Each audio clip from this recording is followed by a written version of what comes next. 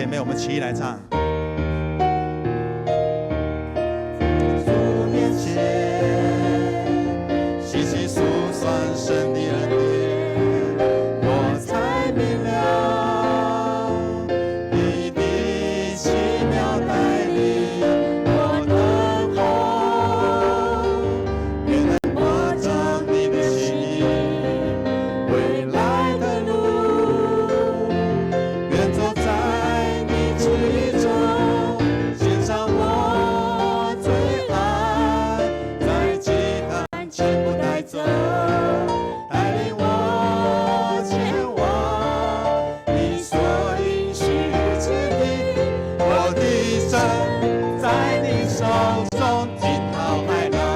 主与我同在。我的神在你手中勇敢前往，像标杆直奔。我的神在你手中甘心顺服，得最终奖赏。我的神在你手中，我深知道我的一生在你手中。我的神在你手中惊涛骇浪，主与我同在。我的神在你手中勇敢前往，像标杆直奔。我的神在你手中甘心顺服，得最终奖赏。我的神在你手中，我深知道我的一生在你手中。我深知道，我深知道我的一生在你手中。我们一起来低头祷告。慈爱天父上帝，你告诉我们说，敬畏耶和华是智慧的开端，帮助我们在阅读你的话语的时候，都能有敬畏且谦卑顺服的心。求主今天将真理的启示的灵启示我们，透过今天圣经共读，使我们明白真理的奥秘的祝福。愿今天祷告祈求事项也能蒙神的应允来成就。还将感谢祷告是奉靠耶稣基督的圣名祈求，阿们。请坐。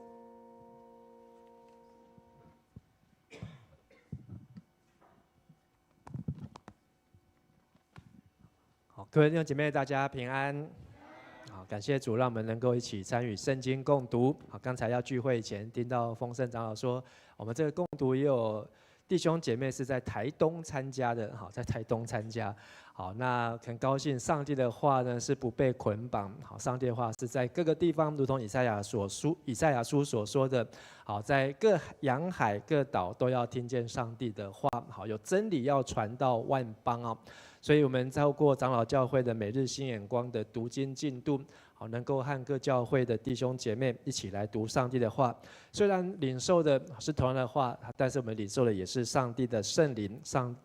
这个上帝的旨意和上帝的带领。在昨天我们读的历代志下的第14章，我们看到亚撒王，好，他从14章、15章、16章，好，做很详细的介绍，比列王记上好更加的详细。而在昨天的经文里面，好，我们看到亚撒王，好，他做了几件事情，就是他是一个遵行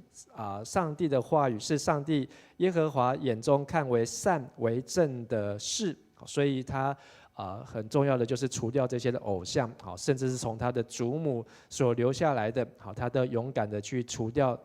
走上帝所喜悦的，同时他也尽人的努力建造城镇。好，那当他遇到一个极大的军队，是从伊索比亚来的古时军队，有100万大军啊，但是呢，他呼求上帝，上帝就与他同在，所以上帝也听他们祷告，好，所以他不仅是得胜，还从这些古时大军当中，好，得到了很多的财物啊，好，特别是在牲畜、羊和骆驼的部分。今天我们要继续读的是第15章，好，那在15章当中呢，讲到亚撒他在国家当中带来的改革，好，前面昨天读到有10年的太平，在他刚就位的时候，10年当中，好，国家的太平，而今天看到是接下来的25年当中，他如何让国家能够得到稳定，甚至呢，好，他的这个第15章也讲到，他勇敢的带领百姓来立约，跟上帝立约，所以很像上帝与大卫立约，所罗门和上帝和所罗门立约，一样，而亚萨也带领全国百姓来立约。好，那我们就来读今天这段经文。好，那一样，请俊弟带我们来读从希利亚之下15章，从第1节，先读到第4节。上帝的灵降在俄德的儿子亚撒利雅身上，他就去见亚撒王，对他说：“亚撒王和所有犹大、便雅悯的人民啊，请听我说，只要你们顺从上主，他一定与你们同在。你们寻找他，他就让你们找到；你们远离他，他就丢弃你们。以色列已经好久没有真神，没有祭司的教导，没有法律。但灾难临到的时候，他们转向上主以色列的上帝，他们寻求他，他就让他们找到。”好，那我们看到亚萨，他能够做这样改革，是因为上帝差遣这个先知亚撒利雅。好，那俄德的儿子亚撒利雅这位先知呢，在圣经当中没有出现过，好，所以和历代志一样，但是有特别也记载他的名字，他的父亲。而他来迎接亚萨，就是当亚萨战胜古实人100万大军回来之后呢，上帝也吩咐亚萨说，上帝呢要他们做几件事情，就是顺从上主，上主就与你们同在；寻找他就寻见，如同耶利米先知在100年后对耶利米所说的。而呢，除了要寻找上主，就寻见，那顺从就有上帝的同在。但相反的，若远离上帝，上帝就丢弃他们；若没有遵守上帝的教导，就会像北国以色列一样。所以3、4节讲到北国以色列，他们不相信神，他们去拜金牛，透过耶罗波安，让国家陷入在灾难当中。只有到第4节灾难临到的时候，才会来知道要回转，转向上帝啊。接着我们再来读所以需要有人教导神的话，也需要来遵守上帝的话，否则灾难就会临到。好，接着再请金弟带我们来读第5节到第7节。在那期间，人进出都没有安全，因为到处有动乱。这国攻打那国，这城攻打那城，因为上帝使灾难痛苦降在他们身上。可是你们必须刚强，不可沮丧，你们的工作一定得到报赏。所以以北国他们很近的国家就在他们旁边做例子。好，耶罗波安所带领的国家百姓，他们因为没有遵守神的教导和遵行神的话，以至于他们就遇到灾难，进出都没有安全。但是上帝告诉亚萨，要亚萨转告犹大百姓，必须刚强，不可沮丧，而且为主所做的工，或是为国家上帝的名的国家所做的事工作，一定得到报赏啊！一定得到报赏。而这报赏呢，就是上帝的祝福，不一定是在金钱物质上，但是会有上帝的祝福。所以亚萨从第2节一路听到第7节这一段话之后，亚萨如何回应呢？好，那么接着再请俊弟带我们来读第8节到第10节。亚萨听到俄德儿子亚撒利雅的预言，就得到鼓励。他把犹大和便雅悯境内所有的偶像，以及他所占领的以法莲山区各城的偶像都除去。他又修造立在圣殿院子里的上主的祭坛。许多人从以法莲、马拿西、西缅来归顺亚萨，住在他的国中，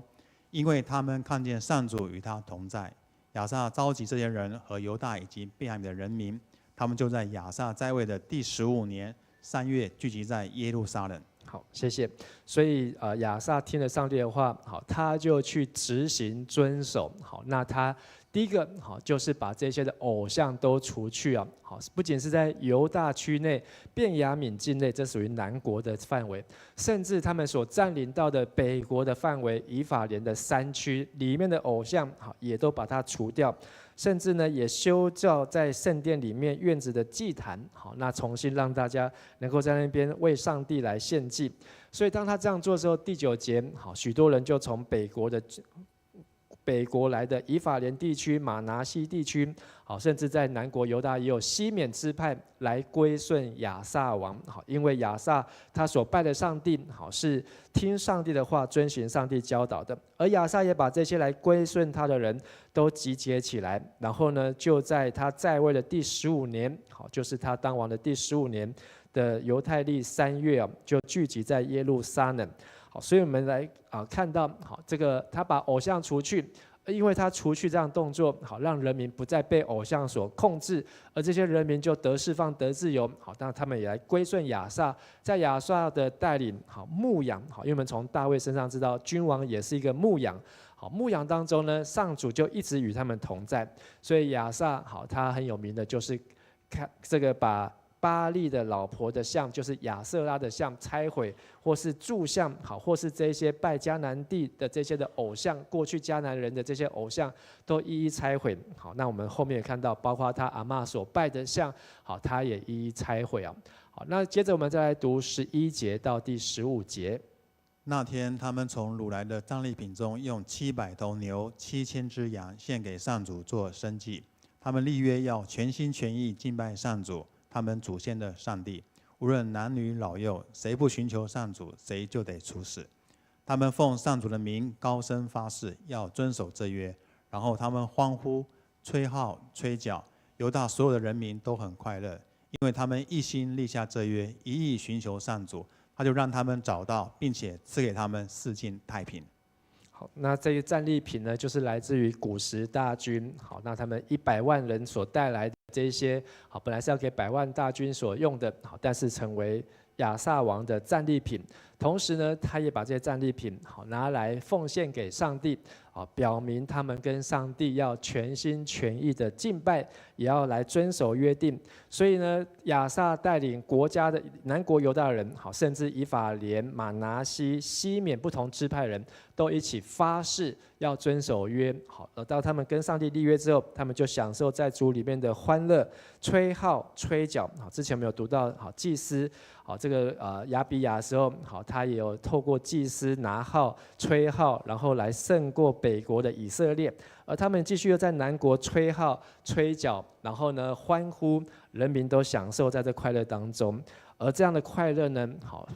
很简单，是因为他们跟神立约，要寻求上主，而上主就让他们被寻找。好，所以他们知道上帝如何与他们的国家同在。好，所以亲爱的弟兄姐妹，好，当你知道上帝与你同在的时候，你就会有平安，就会有喜乐，你就会有快乐，而你不用担心外面的环境。好，那么再看最后的4节啊，从16节到19节。亚萨王废除他祖母玛迦太后的后位，因为他造了防止女神亚瑟拉淫秽的柱像。亚萨把女神像砍倒劈碎，在吉伦西烧掉。虽然亚萨没有把所有上山丘上的神庙摧毁，但他终身一心一意忠于上主。他把父亲亚比亚献给上帝的东西和自己奉献的金银器物都放在圣殿里，一直到他在位的第35年。这段期间都没有战争。好，谢谢。好，所以亚萨王呢，好，连他的祖母，好，就是这个押沙龙，好，女儿的女儿，好，那他也废了他的位哦，后位，好，因为这个祖母呢，宫美天，好，叫他好不能再拜，他还要拜，好，甚至把他所拜的这个亚瑟拉的这些柱像呢，好，淫秽的这些柱像，通通都砍倒、劈碎，还拿到耶路撒冷城墙外的吉伦西烧掉，好，所以他是非常的坚决。做这些事情会不会得罪人？好，会不会被骂？会被骂。但是他选择顺从上帝，而不是顺从人。他知道如何抓住上帝所喜悦的事情，所以他勇敢的去执行。虽然17节好提到亚萨没有办法一下子把所有的在山丘丘坛上面，好这些高地上面的神庙或是这些的丘坛，好来摧毁。但亚萨也展现出他的决心，好，终身好一生一意忠于上主啊，好啊，那终身呢，就是说他这么长的时间，好，那如果我们明天继续读第16章呢，好，看到亚萨王在他最后的3年，好，做了很可惜的事情，好，以至于最后3年就是让他人生好没有办法像他前面当王的这35年当中，好一径亨通，好一切顺利。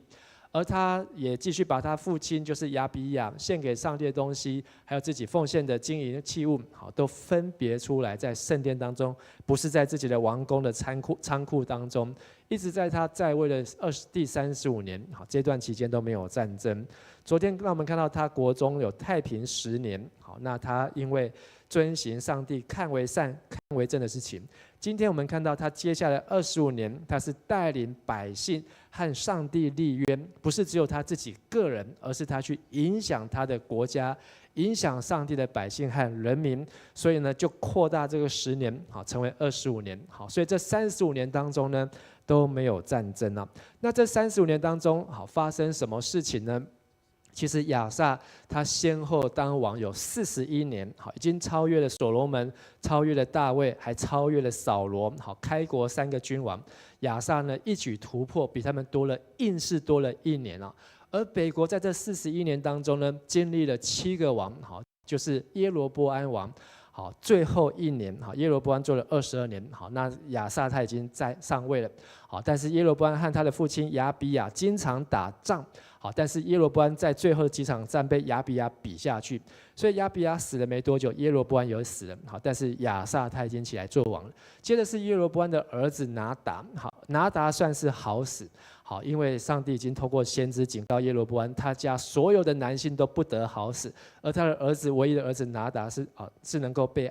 这个另外一个儿子亚比亚是能够被安葬的，而他的这个耶罗波安另一个儿子呢拿达呢，好，只有做2年，好，而且2年呢就被篡位，被他的臣仆巴沙篡位，好，巴沙篡位之后呢，篡位成功，做了24年，好，但是仍然在亚萨的时代。而巴沙又传给他的儿子以拉，好，只有短2年，巴沙也被上帝警告，好，他犯了比耶罗波安更重的罪，所以上帝必不让巴沙的后代继续在这位上，所以以拉又被他的臣仆辛利篡位，而这辛利篡了人家的位，他自己当王只有多久呢？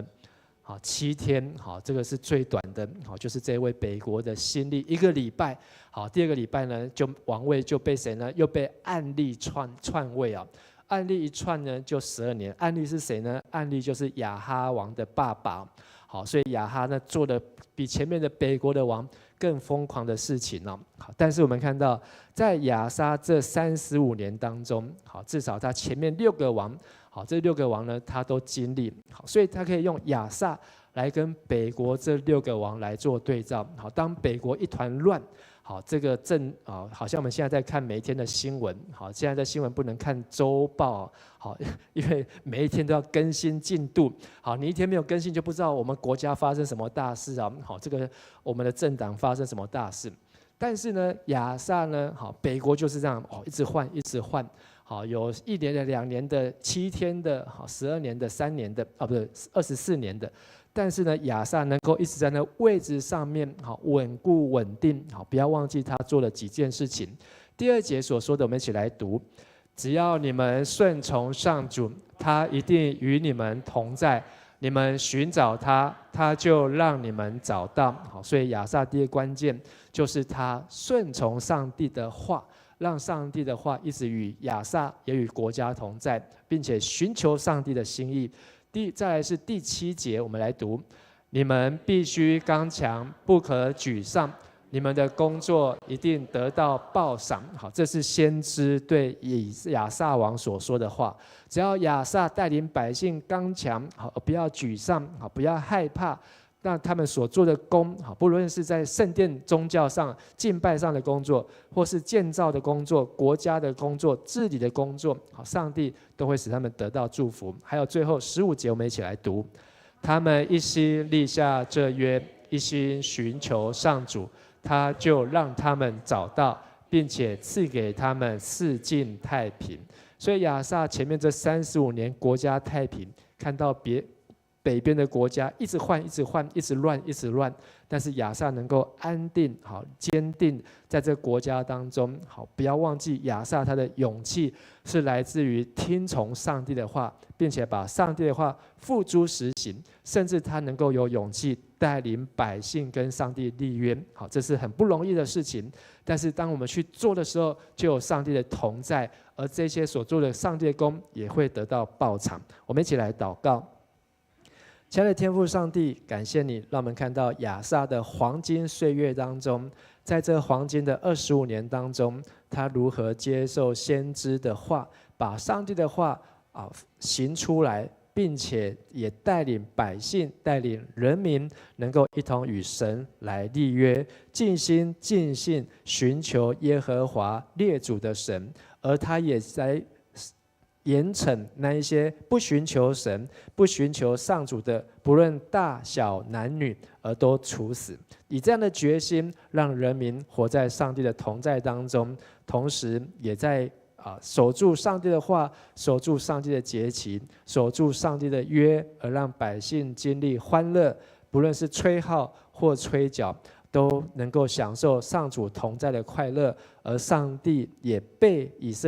犹大国的百姓所寻见。亲爱的天父上帝，求你也让我们在同样的在今天的世代当中，能够来寻求你的话，让我们借着你的话语来遵行你的旨意，走在合神心意的道路上面。愿你的同在与我们同在，与我们的教会同在，与我们的社会国家同在，让我们的社会国家人民百姓，从君王到每一个人都能够享受上主同在的欢呼喜乐。而我们愿意来寻求你，也求你让我们求你让我们能够寻见你。我们这样子祷告祈求，奉靠主耶稣基督的名求，阿们。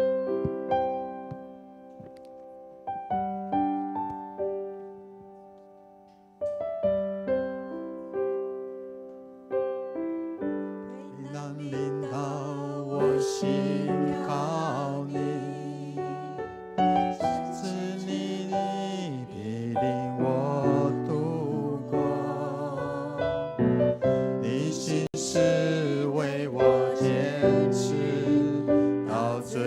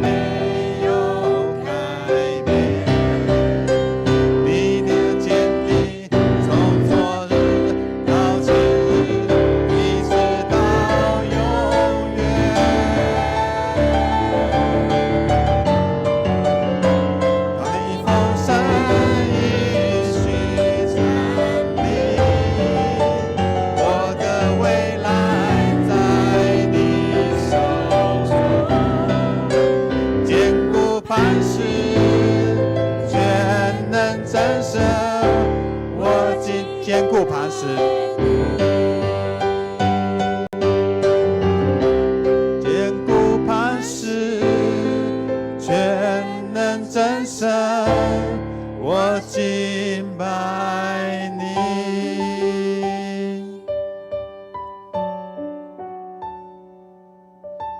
感谢主，让我们在祷告会与主相遇。我们一起来祷告。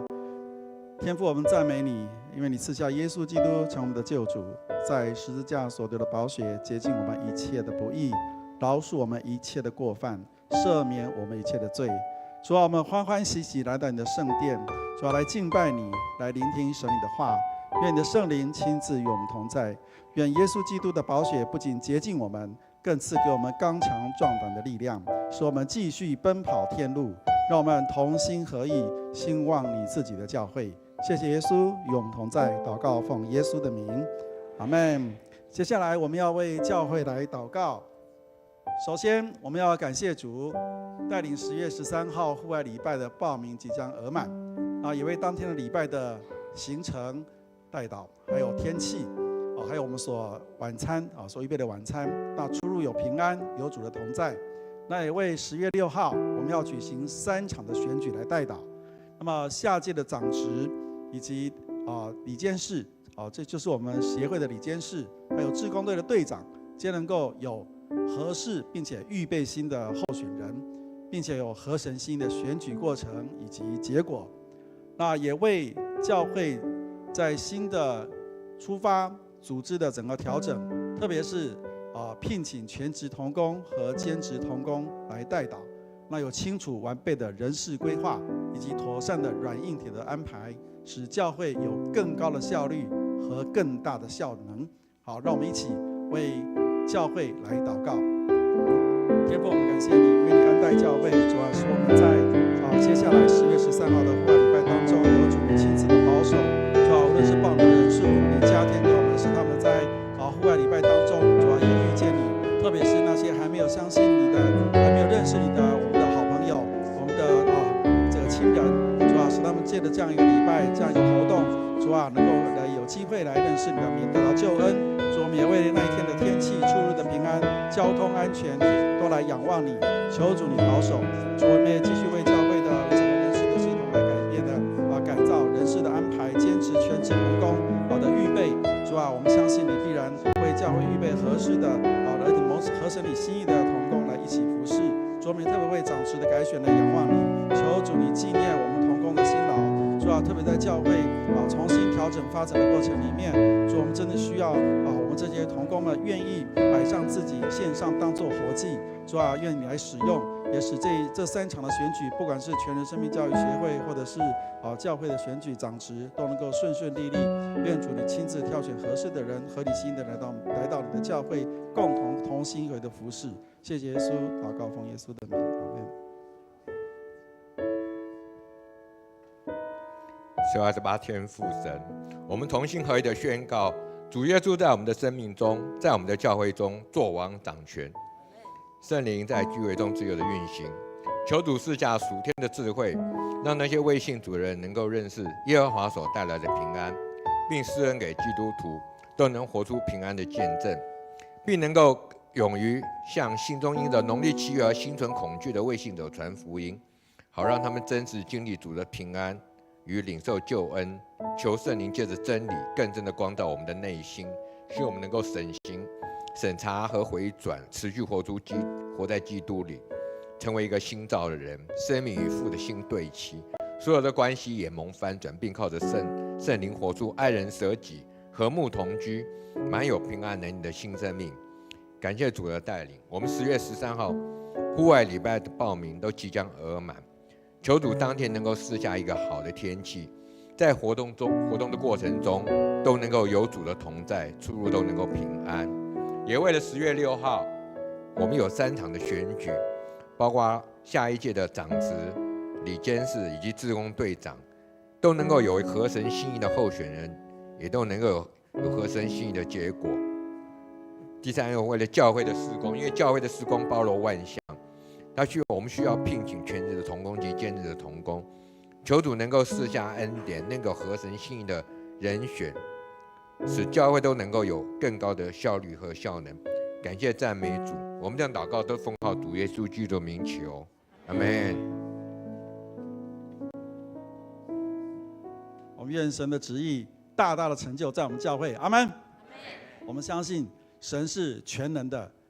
他能够带领教会继续的往前走。接下来呢，我们要为我们的肢体来祷告，那特别是为成人牧区我们第二组春梅姐，那肺积水检查不出来原因，目前还在长庚医院急诊室等待病床，那求主怜悯跟医治，让春梅姐呢能够在这个长庚团队的这个寻找病因当中呢，早日找到病因，对症下药，那也使她能够尽快有病床，能够安静的休息，也能够得着医治跟恢复健康。那第二呢，我们为12组丰盛兄，近日准备搬家，在昨天下午在家跌倒，造成这个颈骨折，那还有破裂的现象。今天早上在民盛医院有进行的装设人工关节的手术，求主保守看顾丰盛兄，手术后能够早日恢复正常的行动，也为后续搬家事宜来代祷，那过程能够尽都顺利。丰盛兄也是秀慧姐的先生，那么他们刚从曹大教会转机回我们教会，特别为他们全家来代祷，还有他们的孩子为他们祷告。那第三项呢，我们要为开学活动，我们先为上面2件事，我们的肢体的病痛来祷告。那另外一件就是感谢主那敏媛执事虽然在礼拜6发生了车祸但是礼拜天他就到教会来了那求主保守他在恢复的过程，特别是脑震荡的状况能够没有后续的后遗症。我们也同时为敏媛执事来祷告，我们一起开口来祷告。天父，我们求你恩待春梅姐，过去她在教会这样的尽忠服侍，虽然目前她遭遇了这样一个还查不出病因的肺部的积水的问题，主求你亲自与她同在，主你为她安排在长庚医院，不仅有好的医疗设备、好的医生，能够尽快的找到病床，找到病因，能够得到妥善的医治，也保守他的家人不过度的担忧，特别是泰山他们的家庭，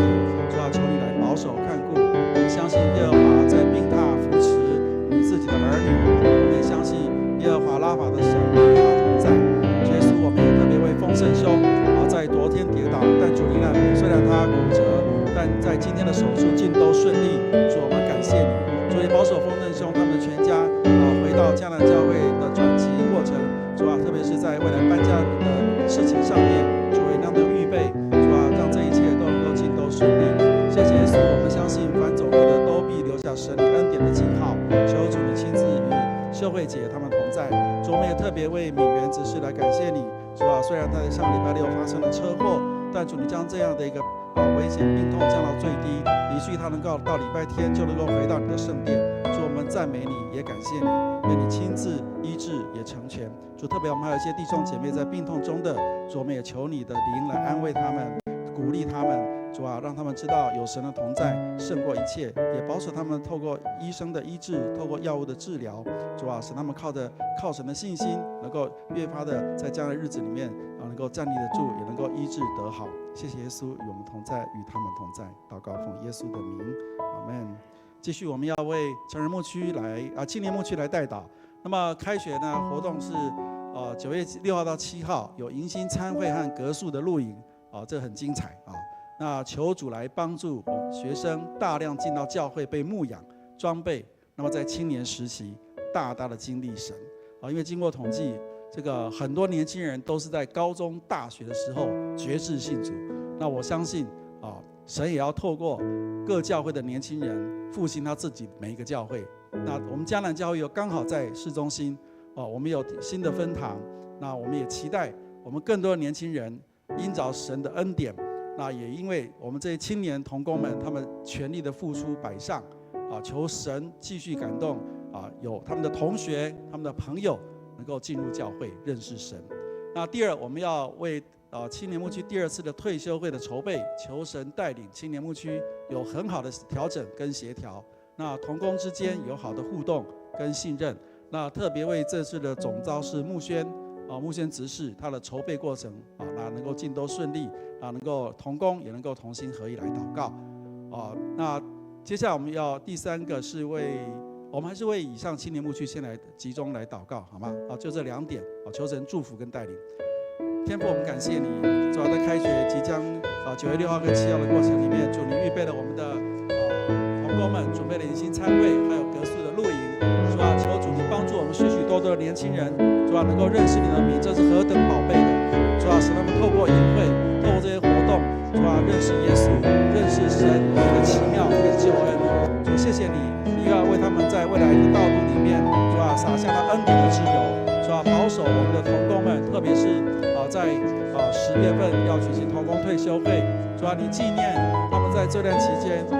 过去1年期间虽然没有牧者，但他们能够同心合意，继续的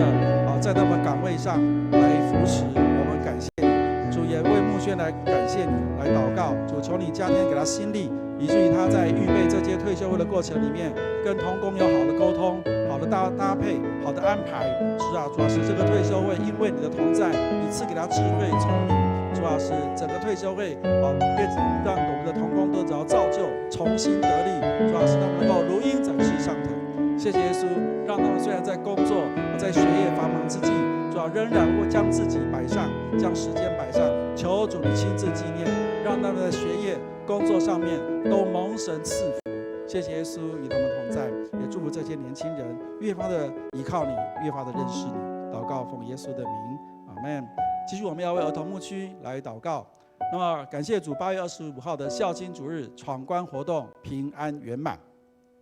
那求主赐福我们的下一代，保守孩子们在家中以及在教会中能得到从长辈而来好的信仰传承。那当然也要为这些祖父母祷告。我是讲阿公阿嬷带孙来，该要紧不？该要紧看我们适龄长老，对不对？孙都在教会都有服侍。这真感谢主的代志。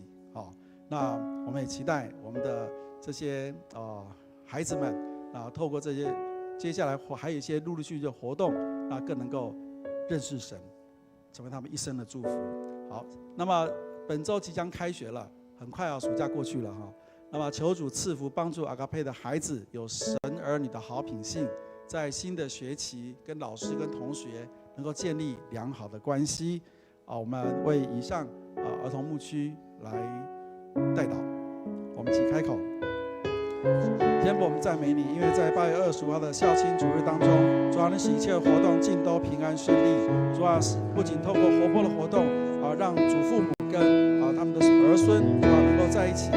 享受那个欢乐，所以我们更知道这个欢乐是从主而来。主，谢谢你，因为我相信喜乐是神儿女最大的象征跟力量。主，求你保守这些孩子们，虽然他们年纪不大，但主让他们能够在家中跟教会当中，主啊，都能够从长辈而来的祝福。主啊，他们有好的信仰的传承。主啊，谢谢你，虽然在少子化的时代，我们看见儿女生的并不多，但主，我们相信你要将你教会人数越发的加添，是因为神的能力，是因为神的怜悯，是因为神的教导跟神你的应许。主，我们求你将那孩子认识你的机会越发的加添在我们在迦南教会，在众教会当中。谢谢你，主，我们相信孩子是国家的未来，求主你亲自保守看顾，主要让你的教会兴旺。谢谢耶稣，也求你祝福我们这些即将开学的孩子们，赐给他们有智慧、能力、聪明。主要让他们特别是有好的品性，有从主来的教导。主要有你的律例跟命令在他们心里面。主要就使他们在学校里面，主要能够跟老师或者是在教会学校跟同学都能够建立很好的关系。主啊，谢谢你保守这些孩子们。主啊，他们不仅从小认识你，也要经历你。主啊，谢谢你，因为你与他们同在。主啊，让他们别人爱他们的声量跟上帝爱他们的声量与日的俱增。谢谢耶稣，谢谢耶稣，与我们这些孩子们同在。谢谢耶稣，祷告奉耶稣基督的圣名，阿们。我们一起起立，我们来唱。还有3个。抱歉，还有那个社区事工多少？好，我们也是孝亲主日活动，感恩顺利那么那一天我们有得福的。帮赞，甲阮敬兄弟姊妹三个弟弟，也好咱今日上帝你的丰富供应，祝